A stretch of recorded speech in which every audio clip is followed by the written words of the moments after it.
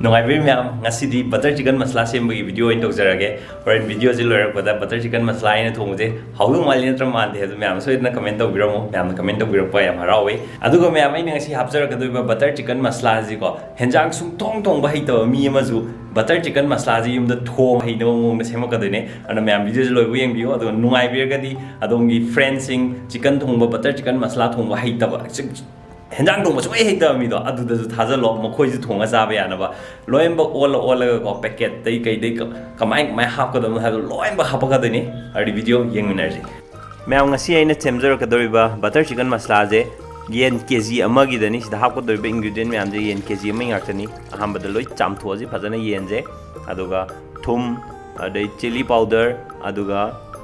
ꯑꯩꯈꯣꯏ ꯌꯥꯏꯉꯪ ꯃꯁꯤ ꯆꯪꯒꯅꯤ ꯁꯤꯗꯩꯁꯤꯗ ꯄꯦꯀꯦꯠ ꯑꯃꯃꯝꯅꯦꯅ ꯍꯥꯞꯇꯣꯏꯁꯦ ꯂꯨꯄꯥ 5 ꯄꯤꯕ ꯄꯦꯀꯦꯠ ꯑꯃꯃꯝꯗꯣ ꯑꯍꯥꯟꯕꯗ ꯊꯨꯝꯁꯦ ꯐꯖꯅ ꯆꯥꯏꯁꯤꯟꯕꯤꯔꯁꯦ ꯊꯨꯝꯅ ꯆꯥꯃꯁ ꯑꯃꯅꯤ ꯍꯥꯞꯄꯤꯁꯦ ꯃꯦꯔꯤꯅꯦꯠ ꯇꯧꯕꯗ ꯍꯥꯞꯄꯤꯁꯦ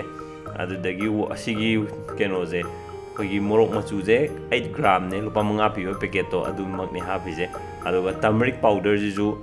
ꯂꯨꯄꯥ 5 ꯄꯤꯕꯗꯨꯅꯤ ꯁꯤꯅ 10 ꯒ꯭ꯔꯥꯝ ꯑꯗꯣ ꯐꯖꯅ ꯃꯦꯔꯤꯅꯦꯠ ꯇꯧꯊꯣꯛꯑꯅꯤ ꯑꯗꯣ ꯃꯈꯣꯏꯅ ꯌꯨꯇ꯭ꯌꯨꯕꯇ ꯀꯩꯗ ꯍꯥꯏꯕꯗꯗꯤ ꯃꯦꯔꯤꯅꯦꯠ ꯇꯧꯕꯁꯦ ꯄꯨꯡ ꯑꯃꯒꯨꯝꯕ ꯇꯧ ꯍꯥꯏ ꯃꯤꯅꯤꯃꯝꯗ ꯑꯗꯣ ꯑꯩꯅ ꯉꯁꯤ ꯇꯧꯔꯤꯁꯤꯗꯤ ꯃꯤꯅꯤꯠ 35 ꯈꯛꯇꯅꯤ ꯃꯤꯅꯤꯠ 35 ꯃꯦꯔꯤꯅꯦꯠ ꯇꯧꯔꯤꯉꯩꯗ ꯑꯇꯣꯞꯄ ꯑꯩꯒꯤ ꯁꯦꯝꯒꯗꯕ ꯈꯣꯠꯀꯗꯕ ꯃꯌꯥꯝꯗꯣ ꯂꯣꯏꯅꯃꯛ ꯁꯦꯝꯃꯦ ꯑꯍꯥꯟꯕꯗ ꯇꯤꯜꯍꯧ ꯍꯥꯟꯅ ꯇꯤꯜꯍꯧꯁꯨ ꯑꯁꯨꯝꯕ ꯃꯤꯗꯤꯌꯝ ꯁꯥꯏꯖꯀꯤ ꯇꯤꯜꯍꯧ 3 ꯍꯥꯞꯄꯦ ꯑꯩꯅ ꯉꯁꯤꯒꯤ ꯕꯇꯔ ꯆꯤꯀꯟ ꯃꯁꯂꯥ ꯇꯧꯕꯁꯤꯗ ꯇꯤꯜꯍꯧꯁꯦ ꯍꯥꯟꯅ ꯐꯖꯅ ꯈꯥꯏꯗꯣꯛꯑ ꯊꯝꯃꯦ ꯑꯗꯨꯒ ꯃꯊꯪꯗ ꯁꯤꯒꯤ ꯑꯩꯈꯣꯏꯒꯤ ꯃꯁꯇꯥꯔꯗ ꯑꯣꯏꯜꯁꯦ ꯁꯤ ꯁꯤꯖꯤꯟꯅꯩ ꯃꯁꯇꯥꯔꯗ ꯑꯣꯏꯜꯁꯦ ꯀꯌꯥꯝ ꯍꯥꯞꯀꯗꯒꯦ ꯍꯥꯏꯕꯗꯣ ꯑꯩꯅ ꯌꯦꯟ ꯇꯥꯎꯕꯗ ꯁꯤꯖꯤꯟꯅꯗꯣꯏꯅꯦꯕ ꯑꯗꯨ ꯌꯦꯟ ꯀꯌꯥꯝ ꯇꯥꯎꯗꯣꯏꯅꯣ ꯍꯥꯏꯕꯗꯨꯒꯤ ꯃꯇꯨꯡ ꯏꯜꯂꯦ ꯑꯗꯣ ꯑꯩ ꯀꯦꯖꯤ ꯑꯃꯅꯤꯅ ꯊꯥꯎꯁꯦ ꯁꯤꯒꯤ ꯃꯈꯥꯒꯤ ꯃꯅꯤꯡꯁꯤꯗꯪ ꯌꯥꯎꯅꯕ ꯃꯑꯣꯡꯗ ꯍꯥꯞꯄꯦ ꯑꯗꯨꯒ ꯃꯁꯤꯗꯩꯁꯤꯗ ꯐꯖꯅ ꯁꯥꯔꯦ ꯍꯥꯏꯔꯀꯥꯟꯗꯨꯗ ꯌꯦꯟꯁꯦ ꯉꯥ ꯇꯥꯎꯕ ꯑꯗꯨꯃꯥꯏꯅꯅꯤ ꯇꯥꯎꯗꯣꯏꯁꯦ ꯑꯗꯨꯕꯨ ꯉꯥ ꯇꯥꯎꯕꯗꯤ ꯗꯤꯞ ꯐ꯭ꯔꯥꯏ ꯇꯧꯋꯤꯅ ꯁꯤꯅ ꯗꯤꯞ ꯐ꯭ꯔꯥꯏꯃꯛꯇꯤ ꯅꯠꯇꯦ ꯊꯥꯎ ꯃꯅꯨꯡꯗ ꯄꯨꯂꯞ ꯂꯨꯞꯇ꯭ꯔꯤꯁꯤ ꯌꯦꯟꯁꯦꯀꯣ ꯃꯊꯪ ꯑꯣꯜꯂꯒ ꯁꯨꯃꯥꯏꯅ ꯇꯧꯔꯒ ꯇꯥꯎꯗꯣꯏꯅꯤ ꯌꯥꯝ ꯃꯨꯟꯅꯕ ꯇꯥꯎꯗꯣꯏ ꯅꯠꯇꯦ ꯀꯥꯕꯛ ꯀꯥꯕꯛ ꯇꯥꯎꯕꯩ ꯋꯥ ꯈꯛꯇꯅꯤ ꯑꯗꯣ ꯁꯨꯃꯥꯏꯅ ꯂꯧꯊꯣꯛꯑ ꯊꯝꯃꯅꯤ ꯁꯤ ꯂꯧꯊꯣꯛꯑ ꯊꯝꯃꯤꯉꯩꯁꯤꯗ ꯉꯁꯥꯏꯒꯤ ꯇꯤꯜꯍꯧꯗꯣ ꯑꯗꯨ ꯍꯧꯖꯤꯛꯀꯤ ꯊꯥꯎꯗꯨꯗ ꯑꯗꯨꯝ ꯇꯤꯜꯍꯧꯁꯦ ꯉꯧꯔꯅꯤ ꯇꯤꯜꯍꯧ ꯉꯧꯕꯁꯦ ꯕ꯭ꯔꯥꯎꯟ ꯀꯂꯔ ꯑꯣꯏꯔꯛꯄꯗꯣ ꯑꯗꯨꯐꯥꯎ ꯉꯧꯗꯣꯏꯅꯦ ꯇꯤꯜꯍꯧꯁꯦ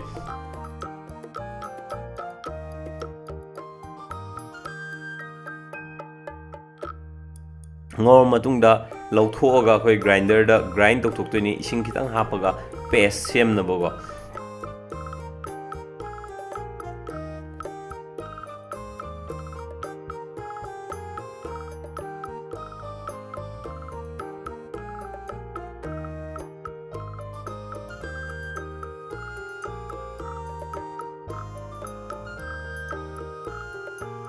ꯀꯥꯖꯨꯁꯨ ꯆꯪꯅꯤ ꯀꯥꯖꯨꯁꯤꯅ ꯑꯩꯈꯣꯏꯒꯤ ꯀꯩꯅꯣꯁꯦ ꯈꯨꯕꯥꯛꯃꯨꯛ ꯆꯪꯉꯦ ꯑꯩꯅ ꯀꯦꯖꯤ ꯑꯃꯒꯤ ꯍꯥꯞꯄꯁꯤꯗꯀꯣ ꯒ꯭ꯔꯥꯝ ꯑꯣꯟꯅꯕꯗꯤ ꯂꯩꯇ꯭ꯔꯦ ꯁꯤꯃꯗꯤ ꯑꯗꯣ ꯑꯗꯨꯝ ꯁꯤꯒꯤ ꯆꯥꯡꯁꯤꯗ ꯑꯗꯨꯝ ꯍꯥꯞꯄ ꯌꯥꯔꯦ ꯑꯗꯣ ꯁꯤꯁꯨ ꯏꯁꯤꯡ ꯍꯥꯞꯄꯒ ꯇꯧꯔꯒ ꯒ꯭ꯔꯥꯏꯟ ꯇꯧꯗꯣꯏꯅꯦ ꯁꯤꯁꯦ ꯒ꯭ꯔꯥꯏꯟ ꯇꯧꯊꯣꯛꯑꯒ ꯁꯤꯁꯨ ꯄꯦꯁ ꯁꯦꯝꯃꯒ ꯉꯁꯥꯏꯒꯤ ꯀꯟꯇꯦꯅꯔ ꯑꯃꯗ ꯍꯥꯞꯇꯣꯛꯑ ꯊꯝꯃꯅꯤ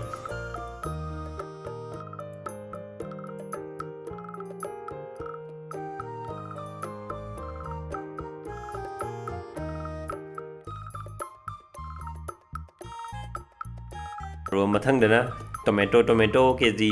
ꯌꯦꯟ ꯀꯦꯖꯤ ꯑꯃ ꯊꯣꯡꯕꯁꯤꯗ ꯑꯩꯅ ꯇꯣꯃꯦꯇꯣ 5 ꯍꯥꯞꯄꯦ 5 ꯃꯤꯗꯤꯌꯝ ꯁꯥꯏꯖ ꯑꯣꯏꯕ ꯑꯗꯨ ꯃꯉꯣꯟꯗꯗꯤ ꯒ꯭ꯔꯥꯏꯟ ꯇꯧꯕ ꯀꯥꯟꯗ ꯏꯁꯤꯡ ꯍꯥꯞꯇ꯭ꯔꯁꯨ ꯌꯥꯔꯦ ꯍꯥꯏꯗꯤ ꯑꯗꯨꯝ ꯃꯁꯥꯒꯤ ꯃꯍꯤ ꯑꯗꯨꯝ ꯌꯥꯎꯖꯔꯕꯅꯤꯅꯀꯣ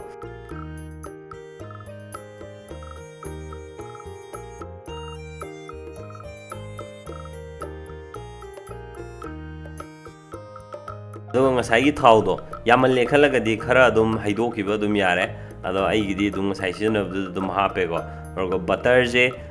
250 ꯒ꯭ꯔꯥꯝ ꯁꯤꯖꯤꯟꯅꯧ ꯍꯥꯏ ꯃꯈꯣꯏꯅ ꯑꯗꯨꯒ ꯑꯩꯅ ꯁꯤꯖꯤꯟꯅꯔꯤꯁꯦ 150 ꯒ꯭ꯔꯥꯝ ꯕꯇꯔꯅꯦ ꯑꯗꯣ ꯁꯤ ꯕꯇꯔꯁꯦ ꯉꯥꯏꯍꯥꯛ ꯉꯧꯔꯕ ꯃꯇꯨꯡ ꯑꯩꯈꯣꯏꯅ ꯔꯦꯗ ꯆꯤꯂꯤ ꯒ꯭ꯔꯤꯟ ꯆꯤꯂꯤꯁꯦ ꯍꯥꯞꯄꯦ ꯒ꯭ꯔꯤꯟ ꯆꯤꯂꯤ 10ꯒꯨꯝꯕ ꯍꯥꯞꯄꯦ ꯑꯗꯨ ꯍꯥꯞ ꯂꯣꯏꯔꯒ ꯁꯤ ꯀꯣꯡꯒꯣꯟ ꯌꯥꯝ ꯊꯣꯛꯏꯁꯦ ꯁꯤ ꯀꯩꯁꯨꯝ ꯈꯜꯂꯨꯅꯨ ꯑꯗꯨꯝ ꯐꯈꯤꯕꯅꯦꯕ ꯑꯗꯣ ꯑꯩꯈꯣꯏꯒꯤ ꯉꯁꯥꯏ ꯑꯣꯅꯤꯌꯟ ꯄꯦꯁꯇꯣ ꯑꯗꯨ ꯍꯩꯖꯤꯜꯂꯒ ꯑꯣꯠꯂꯀꯥꯟꯗ ꯀꯣꯡꯒꯣꯟ ꯊꯣꯛꯑꯝꯕ ꯃꯌꯥꯝꯗꯣ ꯂꯣꯏꯅꯃꯛ ꯑꯗꯨꯝ ꯐꯖꯈꯤꯅꯦꯕ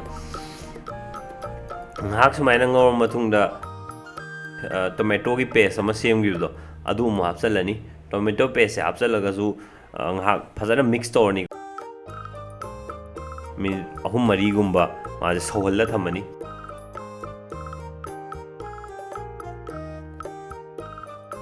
ꯑꯗꯨꯒ ꯃꯊꯪꯒꯤ ꯃꯆꯜ ꯃꯌꯥꯝꯁꯦ ꯑꯃꯨꯛ ꯍꯥꯞꯄꯅꯤ ꯁꯤꯗꯁꯨ ꯉꯁꯥꯏ ꯃꯤꯔꯆ ꯄꯥꯎꯗꯔ ꯄꯦꯀꯦꯠ ꯑꯃ ꯍꯥꯞꯄꯅꯤ adai machu packet am hapani garam masala packet am hapani aro cumin packet am chang hapani asisu aduga thum chamas tangkhai hapkera chamas ama hapkera sidi thum gyam chage du da lere aduga khoi gi coriander powder duga sumaina mathang mathang hapsalani ahambada in hapije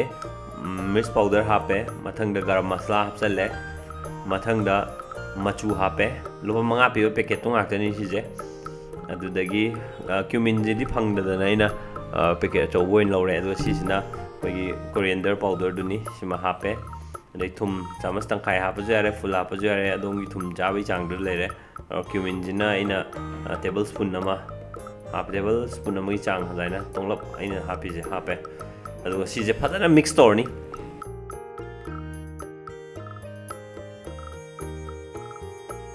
ngasai dumaina min mari manga thamaga thauga kenoga je koigi aigi mixer semi je asiga separate kitang oirak paje asibo ngai matungda ising ong hijanba ising hijalaga ngahak makhum khummaga ne sohollaga thamba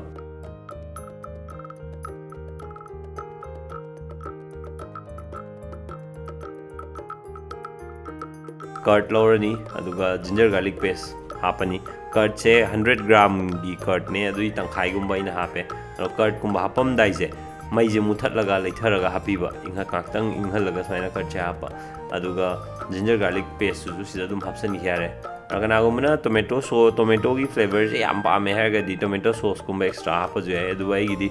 khamen sima manga hapkhrabani na ina haptre sisu phadana mix torni sumaina sohalla thamani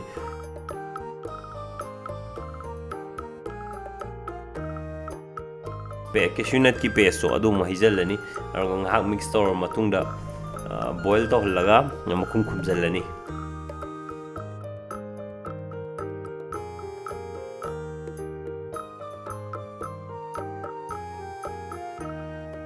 makhum khumjallaga minute 5 muk thamani minute 5 muk tham matungda padana putuk saurbudo adai ngasai aina tawra thamgiba yendo adu hapchallani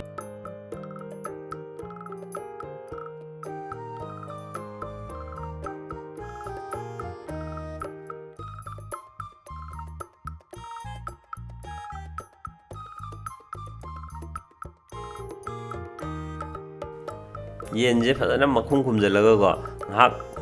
lola thamani minute 5 gumba lola thamba go adu loraga makhum je hangtuaga amuk ising je haijaledana aduga minute 35 kun amuka lonba armain tor matungda henjang je dum thongba loire adu sumain tobujina yamna tholaleba yenje si uji final stage yore yenje sidai lokthorok paganda go thot laurga chaabda yam nungaiba adugumba makhan oini aina ahambani thongi si ahamba thongba ganda ngasai gi hotel da gaida phangiba butter chicken masala gi mahaudo adum aidi phange na khale ngasai gi manam ga yam nungsiyo go ardagi chaabada yenje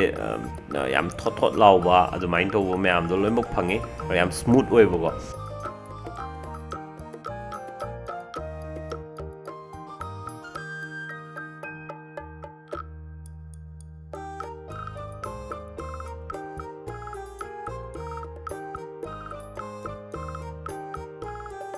yam soidna yumda thongaga try tor yengbio aro sigi method sigi mowong je laisu laiba aduga haujo hauba aduna mayam family ga enjoy to biro weekend gumbada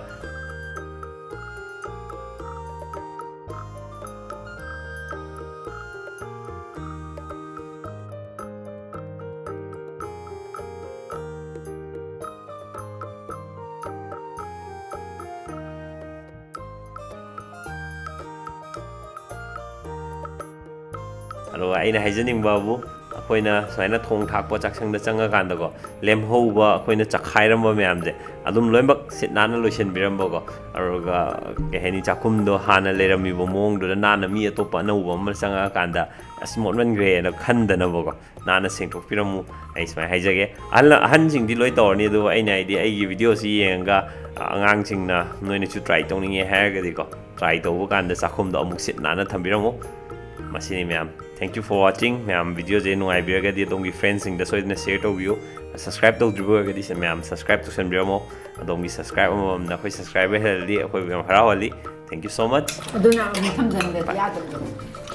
how bro find the way how ai tamon thong bok nang gai thong bai sung pha dukan da phong lo manara ba CD cái là lông tiêu vào gì à? Ai yên à các? CD à? Ai test rồi hay là cái gì? No. How bro chính em đi? Lông cơ nó. Thì như một chính em đi thôi. Này chấm như này rồi làm gì cơ? Này, expression meeting ang tay song